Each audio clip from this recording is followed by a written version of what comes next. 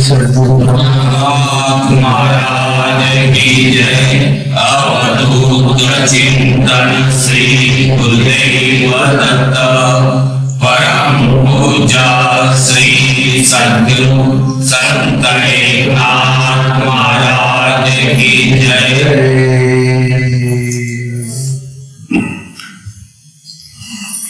विषय चला है होता था राम भाव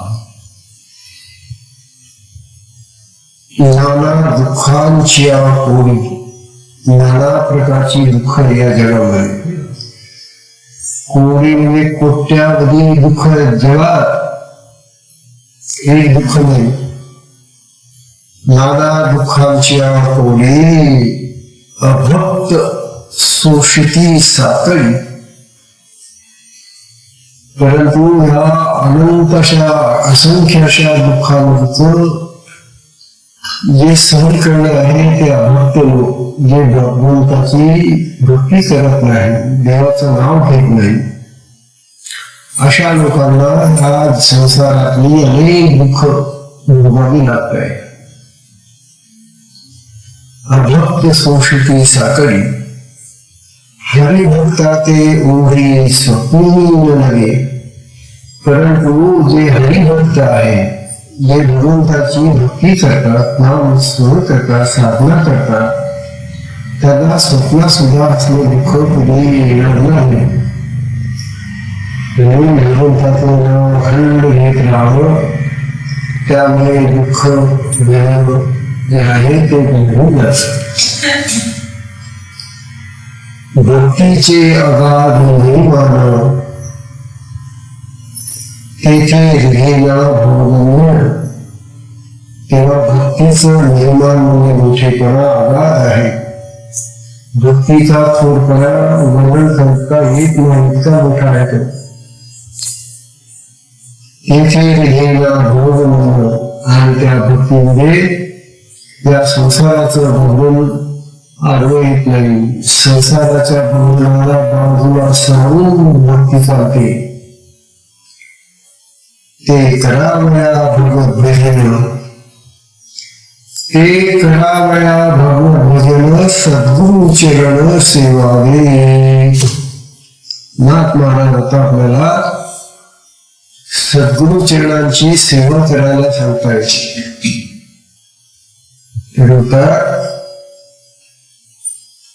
जर आपल्याला या जगातल्या आणि संसारातल्या दुःखापासून सुटायचं असेल,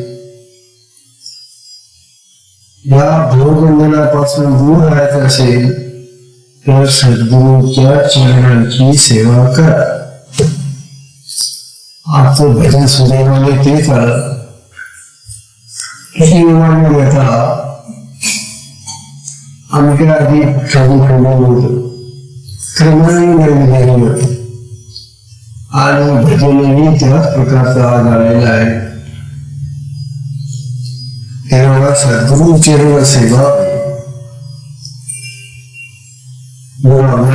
काय म्हणतात, आणि ते सगळे कवी वगैरे जेवढे आहेत ते सांगून राहिले, निज शिष्याची मरण चिंता, आपल्या शिष्याची मरण चिंता, स्वयंनिवारी जो वस्तुता, जो स्वतः निवारण करतो,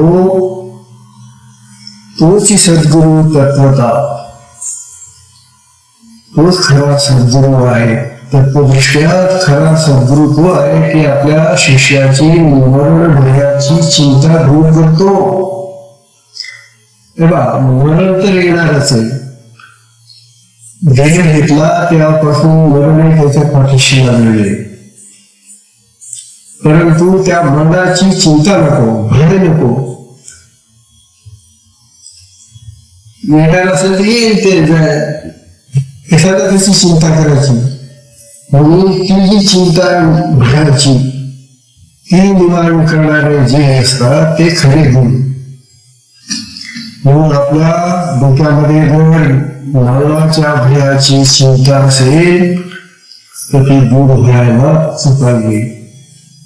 म्हणून हेच सद्गुरूचं महाकार्य आहे. कारण ती भयाची चिंता दूर झाल्याशिवाय त्याला ती साधना करता येत नाही ना, ती भक्तीच करता येणार नाही त्याला. म्हणून जे शिष्याची निवडभरी चिंता निवडतात ते तत्वता खरे सद्गुरु. बघा, स्वनिवारी व तत्वता तोच सद्गुरु तत्वता. येरते गुरु कसे ते मंत्र तंत्र उपदेश. ज्यांना शिष्याची निवडभराची चिंता दूर करता येत नाही आणि ते मंत्र तंत्र यंत्र सांगत असतात शिष्याला, काय उपयोग त्याचा. आणि त्याच्या मनातली चिंता भयाची ती तर दूर कर. त्याला आज जगामध्ये नाना प्रकार आहेत गुरुचे. गुरु नाना प्रकारचे भेटतात. कोणी खडा देतो, कोणी रुद्राक्ष देतो, कोणी माळ देतो, कोणी काही मंत्र देतो. अशा प्रकारे नाना प्रकारचे मंत्र यंत्र तंत्र देणारे गुरु आज जगात पुष्कळ आहे. पण त्यामुळे काही उपयोग नाही. खरा जो गुरु आहे तो हे देण्यापेक्षा त्याच्या अंतकरणामध्ये मनामध्ये जी मरणाची भीती बसलेली आहे ती दूर करायला पाहिजे. कारण मनामध्ये जर भय असेल तर कुठलंही कार्य चांगलं होत नाही. भयभीत झालेला मनुष्य कोणते कार्य चांगलं करू शकत नाही. आपल्याला दररोजच्या जीवनामध्ये पाहायला मिळतं. म्हणून त्याचं भय आम्ही दूर केलं पाहिजे. बघा,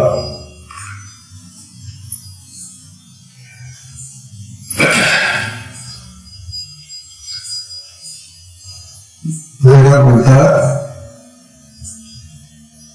मंत्र तंत्र उपदेशते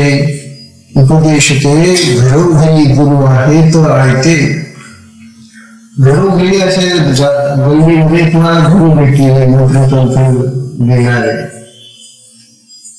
परंतु जो शिष्याशी मिळाली सर्व वस्तू ते, परंतु जो गुरु त्या शिष्याला सद्वस्तू म्हणजे आत्म्याशी मिळवतो, आत्म्याकडे घेऊन जातो त्याला, तो खरा गुरु.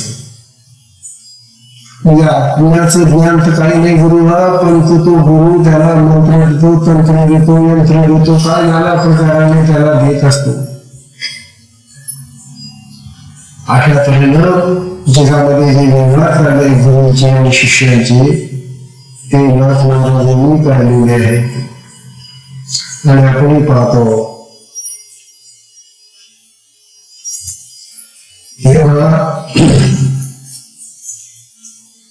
मंत्र तंत्र उपदेशे घरोघरी गुरु आहेत आणि ते जो शिष्याशी मिळणारी सद्गुरु ते सद्वस्तू ते सद्गुरु त्यात श्रीकृष्ण मान. भगवान श्रीकृष्ण सुद्धा त्यालाच मानतात गुरु. जो गुरु शिष्याला आत्मज्ञानाकडे नेतो, आत्मस्थितीमध्ये नेतो, तो खरा गुरु आहे. गुरु देव, गुरु माता, गुरु पिता. आता या ठिकाणी आपल्या गुरुगीतेमध्ये आलेलं जे तत्वज्ञान आहे ते सगळं तत्वज्ञान इथं सांगितले नाथांनी. गुरुच म्हणजे आपली माता, पिता, देव सगळं गुरुच आहे.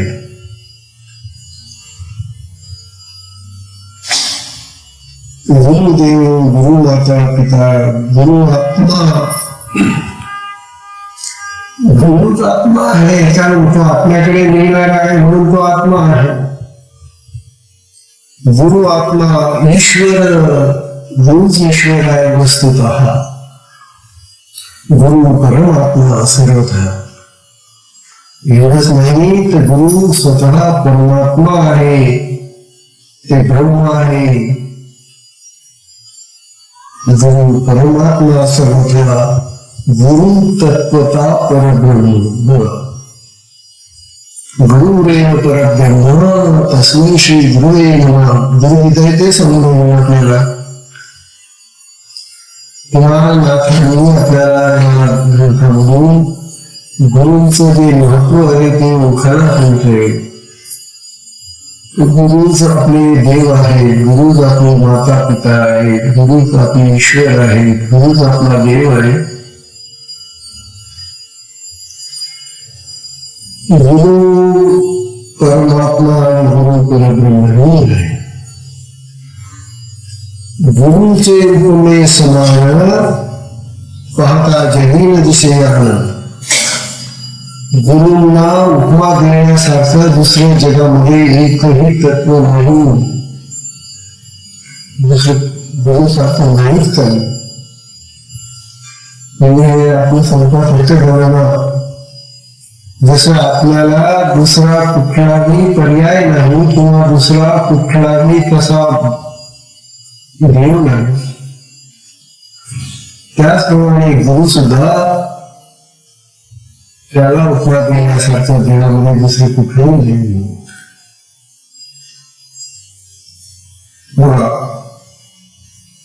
गुरुचे उपमे समान पाहता जगीन दिसे आन. अगाध गुरुचे महिमान. नाथ महाराज अरे गुरुंचं महिमान म्हणजे मोठेपण अगाध आणि अगाध. अगाध म्हणजे अतिशय मोठं आहे, मोजण्यासारखं नाही. ते मोजताना किती मोठं आहे त्यांचं महिमा बघा. अगाध गुरुचे महिमान तो भाग्यहीन भेटेल. पण तो असा जो गुरु असतो तो फक्त भाग्यवानालाच प्राप्त होतो. ज्याला भाग्य नाही, पुण्य नाही, ज्याच्यावर त्याला असा गुरु नाही भेटत. त्याला मुळे जगाचे गुरु पकडतात आणि मग त्यालाच तो गुरु गुरु गुरु गुरु असतो. फायद्याचा काय नोकरी कोणत्या गुरुलाच फायदा जास्त होतो. कारण गुरुची सेवा करायची म्हणजे गुरुला काहीतरी मिळून घ्यायचं ना. अशा तऱ्हेने जगामध्ये अनेक काही फसवे गुरु आहेत, नवाब गुरु आहेत, ब्रह्मी गुरु आहेत. तेव्हा ज्ञानेश्वर महाराजांनी गुरुंचा ज्ञानेश्वर विकास सुंदर वर्णन केलेले महाराज. तेव्हा गुरुंचे उपमे समान पाहता जगी दिसेना. अगाध गुरुचे महिमान तो भाग्यहीन भेटेल. निष्काम पुण्याची कोडी. बाबा असे गुरु जर आपल्याला प्राप्त व्हावे असं वाटत असेल तर निष्काम म्हणजे कामना रहित, इच्छा रहित अशा अनेक उत्तम गोष्टी करून पुण्य वाढवावं. पुण्याची कोटी म्हणजे कोटी पुण्य वाढवावं. निष्काम पुण्याची कोडी अगाध वैराग्य जोडे जोडी. हे बघा, हे तर स्वाभाविक आहे. या भक्ताजवळ पुण्य वाढत जात, प्रकर्षित होत जात पुण्य. त्याला वैराग्य वाढत जात. पुण्य आणि वैराग्य ही अशी काही जोडी आहे की ते वैराग्य त्यांनी आणि ते पुण्य त्यांनी आणलं आणि पुण्य आणि वैराग्य अशी त्याची वाढत गेलेली की त्याचं भाग्य उडायला येतं नाही. ते सगळं भाग्य आहे. अगाध वैराग्य जोडे जोडून नित्य अनित्य विवेक आवडी आणि मग त्याला नित्य आणि अनित्य काय आहे हे ओळखून त्याची आवड लागते नित्याची. नित्य म्हणजे जे अखंड राहतं त्याला नित्य म्हणतात, आणि अनित्य म्हणजे जे नश्वर आहे, नाशवान आहे, ते अनित्य आहे. जगामध्ये अनित्याचं जास्त साम्राज्य आहे, आणि अनित्याचं साम्राज्य असल्यामुळे आपला त्यांचा त्या अनित्याशी सतत संबंध येतो. अनित्याशी संबंध आला, अनित्य विवेकाशी संबंध आला की त्या अनित्य वस्तू आपल्याला आवडतात. म्हणतात की नित्याची आवड लागली पाहिजे. जे अखंड राहतं, अमर आहे, जे शाश्वत आहे, त्याची आवड लागली पाहिजे. बघा म्हणतात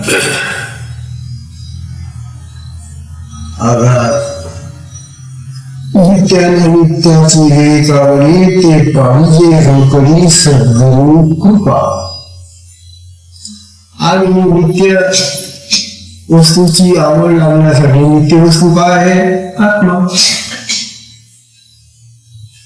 आत्म्याची आवड लागण्यासाठी सद्गुरूची कृपा लागते.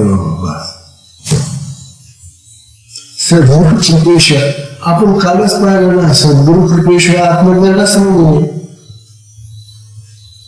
सद्गुरूंच्या कृपेशिवाय जर आत्मज्ञान नाहीये तर सद्गुरूंच्या कृपेशिवाय आत्म्याची आवड लागेल कशी? म्हणून आत्म्याची आवड लागण्यासाठी सुद्धा सद्गुरूची कृपाच पाहिजे. सद्गुरूंची कृपा झाली आपल्याला की मग आपल्याला हे बाकीचं जे अनित्य आहे ते आवडत नाही. जे नित्य आहे, अखंड आहे, शाश्वत आहे, त्याची आवड लागते. बघा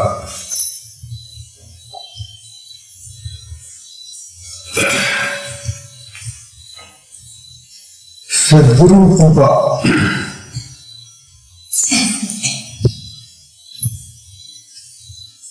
सद्गुरु कृपा हाती चढे. जर आपल्या हाती सद्गुरु कृपा प्राप्त झाली, म्हणजे आपल्या हाताला लागली, सद्गुरूंनी आपल्याला कृपा केली, मग तेथे भक्तीचे भांडार उघडे. बघा सद्गुरूंची कृपा काय काय करते हे आता तुम्हाला दिसेल. बघा आता समजलं की नित्याची आवड लागते, आणि नित्य म्हणजे तो आत्मा आहे, तो ब्रह्म आहे, त्याची आवड लागते. आणि ती जी आवड आहे, आवड ती भक्तीमध्ये परिणित होते.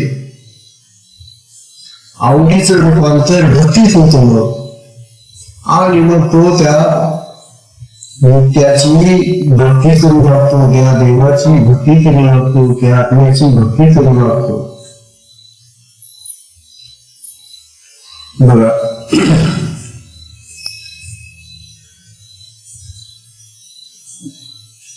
गुरु कृपा हाती चढे तेथे भक्तीचे भांडार उघडे. तेव्हा कमी काळ पळे पुढे काळशे बापुडे भावबळ. अरे हे भावबळ काय बापुड, भावबळ संसाराचं बळ काय विचार.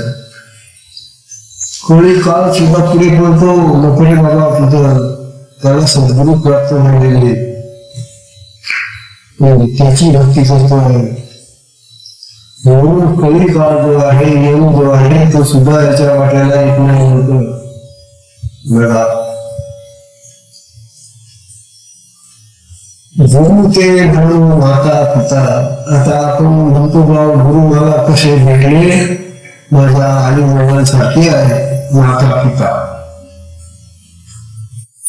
गुरु ते म्हणो माता पिता, ते एक जन्मी सर्वथा.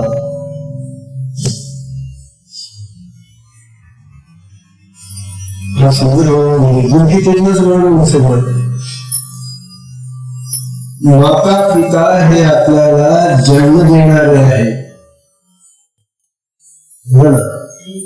हे एक जन्मी सर्वथा. एका जन्मामध्ये आपल्याला तो भेटतात. हा जो मनुष्य देह आपल्याला प्राप्त झालेला आहे, हा माता पित्यांनी दिलेला आहे. मग माता पिता श्रेष्ठ का गुरु श्रेष्ठ आता तुम्हाला प्रश्न. महाराज म्हणतात अरे एका जन्माचे ते शेती तुझे माता पिता आणि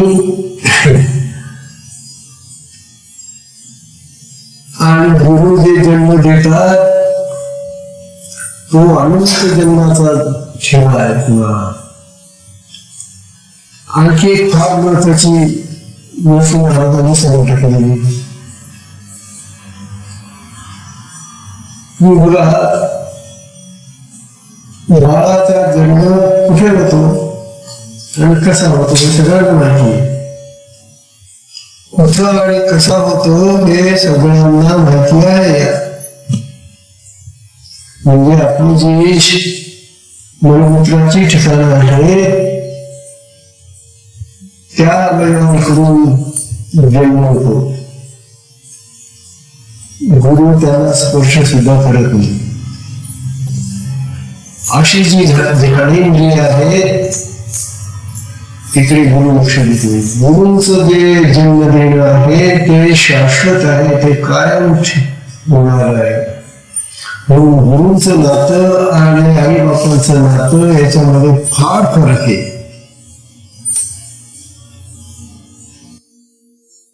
हे जे आई वडिलांचं नातं आहे ते एवढ्या जन्मपुरतं देखील हा जन्म संपला की संपले गुरु आपले माता पिता. गुरुंचं नातं तसं नाही. गुरुंचं नातं या जन्मात नाही तर तुझ्या जितके पुढे जन्म होतील त्या प्रत्येक जन्मात तुला गुरु आहे ते तुझं नातं. गुरुचं नातं कधी तुटत नाही, संपत नाही, ते शाश्वत आहे. माता पित्यांचं हे जे नातं आहे ते मरणधर्म आहे, नश्वर आहे, नाशवार आहे, संपणार आहे, विसरणार आहे.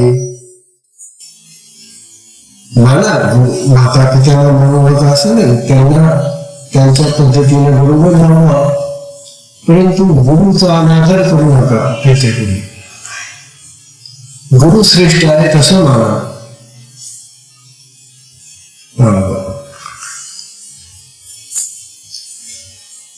गुरु ते म्हणून माता पिता ते एक जन्मी सर्वथा.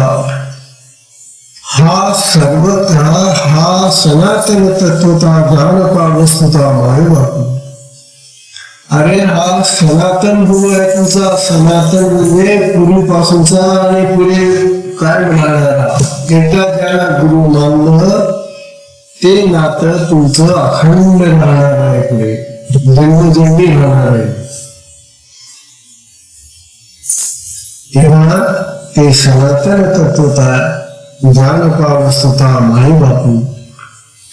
अशा तऱ्हेचा खरा मार्ग जर कोणी असेल तो गुरु आहे. पुन्हा माय बापांचं हे जे प्रेम आहे, जेव्हा आम्ही प्रेम म्हणतो, प्रेम ते जे प्रेम आहे ते माया विशिष्ट प्रेम आहे. ही माया शक्ती ना, ते माया विशिष्ट प्रेम आहे. ममत्व त्याच्यामध्ये असतं. आणि ममत्व हे तर फार आपल्याला दिसतं जगामध्ये. ममत्वानेच आम्ही सगळे बांधलेले असतो. माया ममत्वाने बांधते आम्हाला. तेव्हा आई बापांनी आपल्याला देवळीला प्रेम केलं त्यांनी, परंतु त्यांचं प्रेम हे माया विशिष्ट प्रेम होतं. गुरु जेव्हा आपल्याला साधना करतात, गुरु जेव्हा शिष्य बनवतात तेव्हा ते माया विशिष्ट प्रेम नाही, त्यांचं जे प्रेम आहे ते सच्चित आनंदयुक्त प्रेम आहे, सच्चित युक्त प्रेम आहे. तेव्हा त्या प्रेमाची आणि आई बापाच्या प्रेमाची बरोबरी होऊ शकत नाही. बघा,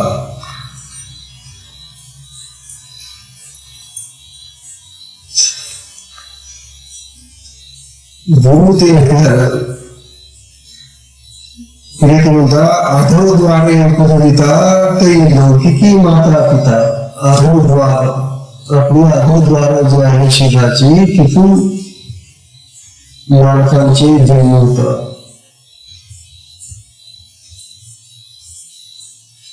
ते लौकिकी माता पिता. मग ते लोकांच्या दृष्टीनं त्या बाळाचे माता पिता ठरतो. आता तुम्ही खरं सांगा की ज्या वेळेला त्या बाईला गर्भ राहतो त्यावेळेला त्या गर्भ राहण्यापूर्वी त्या माता पित्यांनी काही ठरवलं होतं का मुलगा व्हायचा का मुलगी व्हायची? ठरवलं होतं. मग ते जे झालं ते मुलगी झाली तर तो फेल होता, मुलगा झाला तर तो बोलतो ते नीट करतो.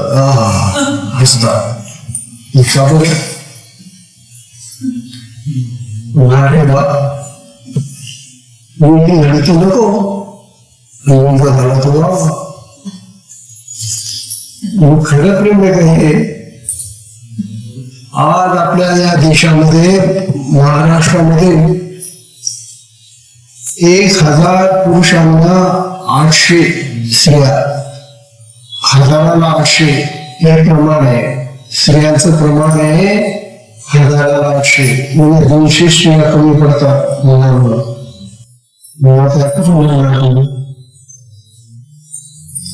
दोनशे मुलं बिना बायको शहरातून जाते. कुठून आणलं म्हणजे आपण कुठून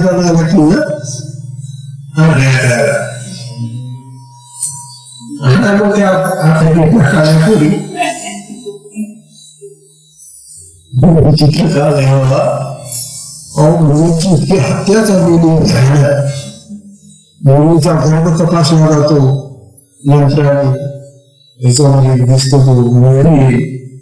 डॉक्टरने एकदा सांगितलं की किंवा तिला कसं पाडायचं कसं मारायचं त्याचे प्रयत्न सुरू होतात. किती विचित्र प्रकार आहे.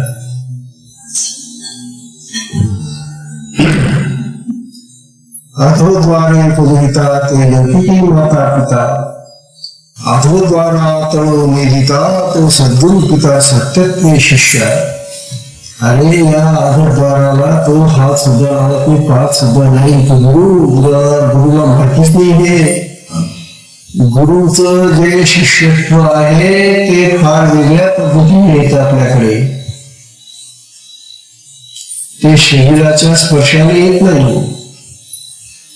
शरीराच्या स्पर्शाने त्यांची शक्ती येते.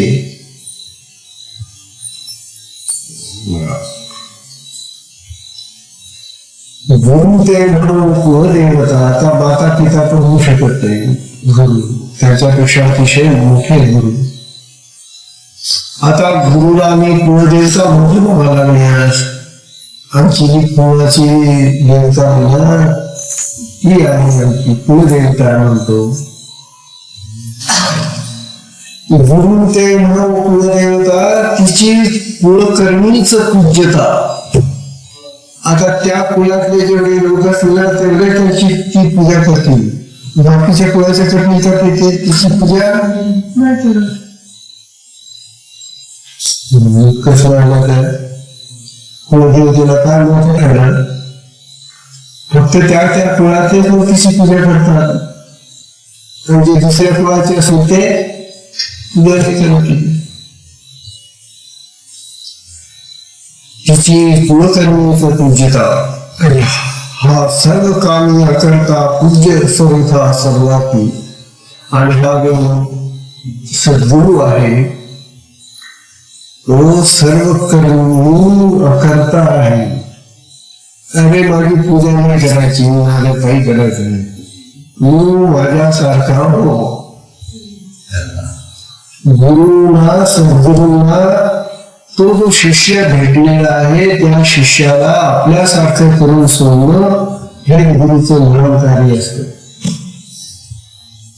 आता गुरु कसे आहे तर त्याचं सांगतात का? गुरु हळू देवा समान. आता गुरु अनुभव किंवा देवता देवा समान म्हणतो मी, चालेल का? गुरु म्हणून देवा समान तेव्हा देवाशी याचेची देव पण. आता जो देव मानत असेल त्याला देव, तो देव मानतो. देव न मानणाऱ्याला तो देव आहे का? नाही. म्हणून आमच्याकडे हजारो देव झाले. इतर धर्म तरी बरे एकेकच देव धरले त्यांनी. मुसलमानाचा एकच देव, ख्रिश्चनांचा एकच देव.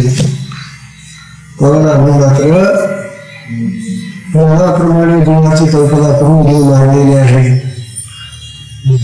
काय झाला देवाचं महत्व, देवाचे महत्व कमी गेले आमच्याकडे. गुरु म्हणून देवा समान तो देवाशी याचे मी देवपण. मग त्या गुरु सद्गुरु समान देवही जाणत केला. म्हणून देव सुद्धा गुरुच्या तुलनेत मागे घेतो. सद्गुरूशी देवाची सुद्धा तुलना होत नाही. सद्गुरु हे देवापेक्षाही श्रेष्ठ आहे असं महात्मा लक्षात घ्या. आता देव संपले, कुळ देवता संपली, माता पिता संपले. मग आता गुरुला कोणाप्रमाणे म्हणायचं महाराज? म्हणजे गुरु ब्रह्म, गुरु ब्रह्म गुरु समान. आता ब्रह्म आत्माच म्हणून आत्मा ब्रह्म परमात्मा. मग आम्ही गुरुला ब्रह्म म्हणतो महाराज, चालेल?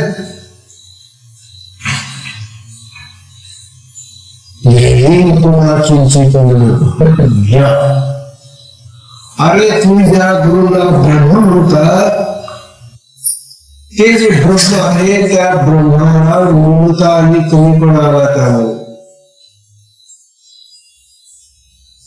गुरु श्रेष्ठ आहे ब्रह्मापेक्षा. कसे काय बघा,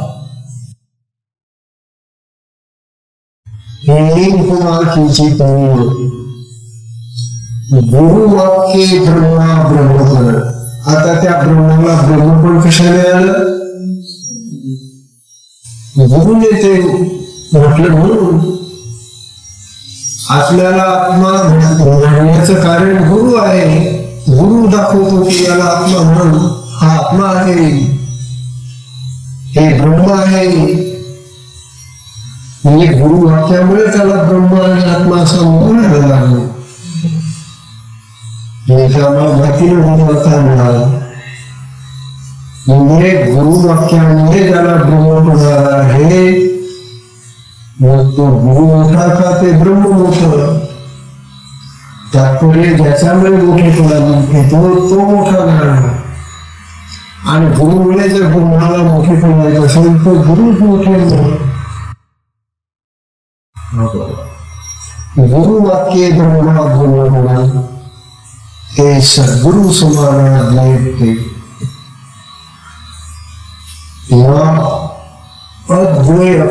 गुरु दुसरे नाही. अद्वैतामध्ये आम्ही ते समान मानतो. द्वैताची भाषा बोलली तर ब्रह्म गुरु मोठे.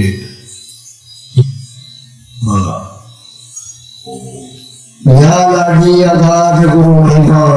आता ब्रह्मविषयी जर श्रेष्ठ झाले गुरु तर गुरुचा महिमा अगाध आहे, मोठा आहे, फार मोठा आहे गुरुचा महिमा. या लागी अगाध महिमा गुरु महिमा. उपमा नाही निरुपमा. गुरुला सद्गुरुला उपमाच नाही. उपमा नाही निरुपमा. तो निरुपम आहे. ब्रह्मी ब्रह्मत्व प्रमाण प्रमा. हे वाक्य महिमा गुरुची. कारण गुरुला प्रमाण प्रमा प्रमाणित करणारे, मानणारे, प्रमाण मानणारे सद्गुरू असतात. म्हणून ब्रह्मापेक्षाही श्रेष्ठ गुरु आहेत. त्यांच्यामुळे ब्रह्माला गुरु बनवलेले आहे असे म्हणतात. आता तू म्हणाल ब्रह्म सर्वांचे प्रकाशक. हे जे ब्रह्म आत्मा आहे हे सगळ्यांचं प्रकाशक, म्हणजे सगळ्यांना प्रकाश देणारे आहे. ब्रह्म सर्वांचे प्रकाशक, सद्गुरु त्या ब्रह्माचा प्रकाशक. अरे हे ब्रह्म आहे असं जे सांगतो तो सद्गुरु आहे. सद्गुरूच ब्रह्माला प्रकाशन करणार आहे. सद्गुरु ब्रह्म सगळ्यांना प्रकाश देत असेल, परंतु त्या ब्रह्मालाही प्रकाश देणारे सद्गुरु आहे. बघा, ब्रह्म सर्वांचे प्रकाशक, सद्गुरु तयाचा प्रकाशक. एवं गुरु अधिक नाही आणि तो पूज्यते. म्हणून गुरुशिवाय मोठं पूज्य असं दुसरं काहीही नाही. आता मला ठिकाणावर या. गुरु जर सगळ्यात पूज्य आहेत आणि तेच मोठे आहेत, तर त्या गुरुच्या ठिकाणी काय निष्ठा असली पाहिजे, काय श्रद्धा असली पाहिजे, काय प्रेम असलं पाहिजे, काय काय काय स्नेह असला पाहिजे, काय भक्ती असली पाहिजे, काय समर्पण असलं पाहिजे. बाबा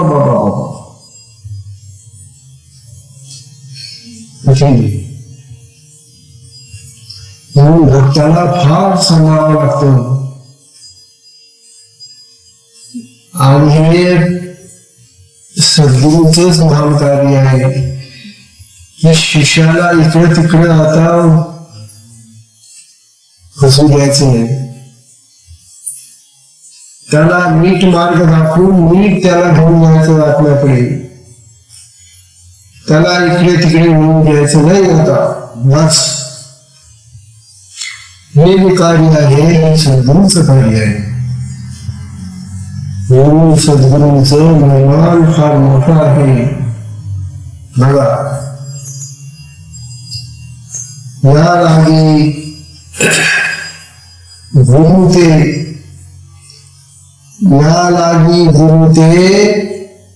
मनुष्य बुद्धी पाहू नये. बघा, म्हणून गुरुला मनुष्य बुद्धीने तपासू नये, पाहू नये. आम्ही बाकीच्या सगळ्या गोष्टी बुद्धीने पाहतो, बुद्धीने ठरवतो, मानतो. पण गुरुला तुमची बुद्धी बोलायची नाही. बुद्धीने तुम्ही गुरुची परीक्षा करू शकत नाही.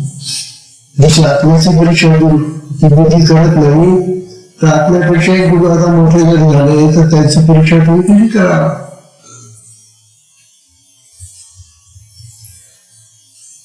सद्गुरु तयाचा प्रकाश गुरु आणि ते पूज्यत्वे.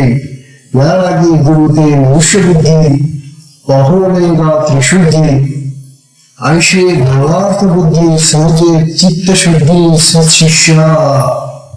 तुमची चित्तशुद्धी होण्यासाठी सद्गुरूंची कृपाच लागते. दुसरं कशाने तुम्ही शुद्धी होत नाही. गुरुची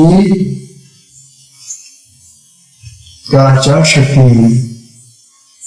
गुरु आपल्या शक्तीने त्या शिष्याची निद्रित शक्ती, त्याला शक्ती आहे ती, परंतु ती निद्रित आहे.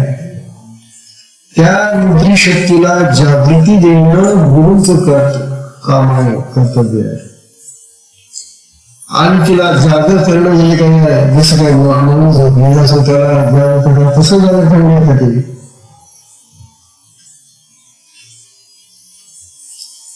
शक्तीला जागृत करणं म्हणजे काही देहाला जागृत करणं करतो नाहीये. देह कसा झोपलेला असतो त्याला जाग करता येतो कोणाला, परंतु शक्तीला जागृत करणं कोणाला जमणार नाही. ते सद्गुरूचं कार्य आहे. शक्ती जागृती करणं, निद्री शक्तीला जाग करणं हे सद्गुरूचं कार्य आहे, काम आहे. आणि ते गुरु सुद्धा आपली जागृत शक्ती त्याला देऊन त्या निद्री शक्तीला जाग करतात. म्हणजे शक्तीला शक्ती मिळवली तरच ती जागी होते. एक झोपलेली शक्ती आणि एक जागी झालेली शक्ती जेव्हा एकत्र येतात तेव्हा ती झोपलेली शक्ती जागी होते. आता झोपलेली म्हणजे काय, खरी झोपलेली नसते ती तर आपल्या देहामध्ये कार्य करून राहिलेली पूर्वी. झोपलेलीचा अर्थ जगाकडे वाढला, तिला झोपलेली म्हटलेली आहे. देहामध्ये ती शक्ती आहे आमच्या पुढे बोलून केल्यावर सुद्धा, परंतु ती जगाच्या कार्याकडे वाहत होती. आणि गुरु शक्ती काय करते, मग जागृत शक्ती ती त्या शक्तीला आपल्याकडे येते. आपल्याकडे जाणारी शक्ती जागृत शक्ती असते. जगाच्या व्यवहाराकडे जाणारी शक्ती ही निद्रित शक्ती असते. किंवा निद्रित आणि जागृत शक्तीचं जे स्वरूप आहे ते आपल्या देहासारखं नाही. देहात आणि गुरूंचं पाप एवढं कार्य आहे हे आपल्या शक्तीला ते जागृत करतात, म्हणजे आपल्याकडे नेतात, आपल्या स्वरूपाकडे नेतात त्या शक्तीला. अशा तऱ्हेनं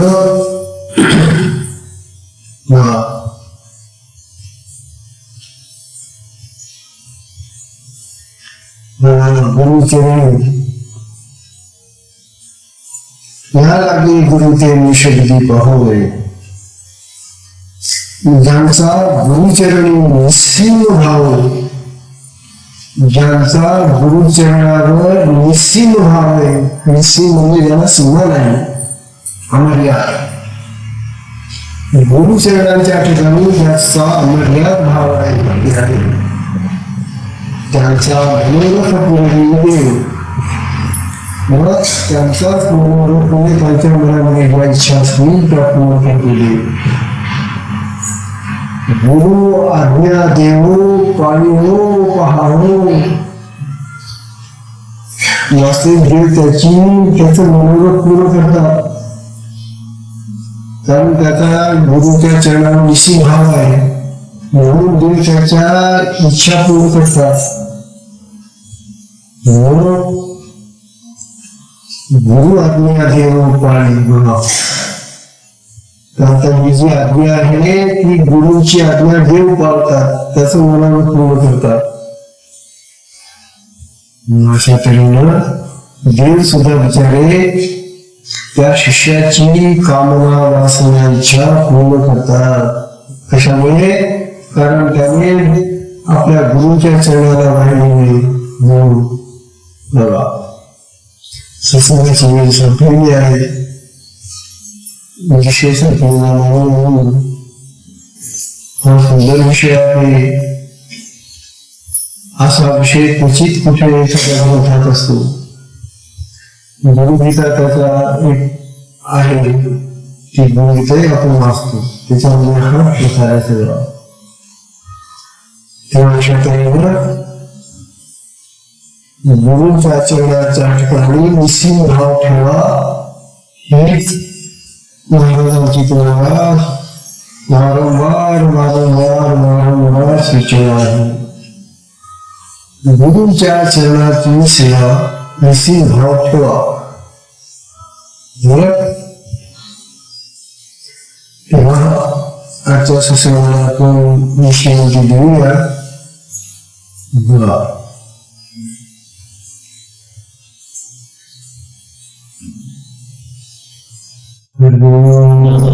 तत्सत. श्री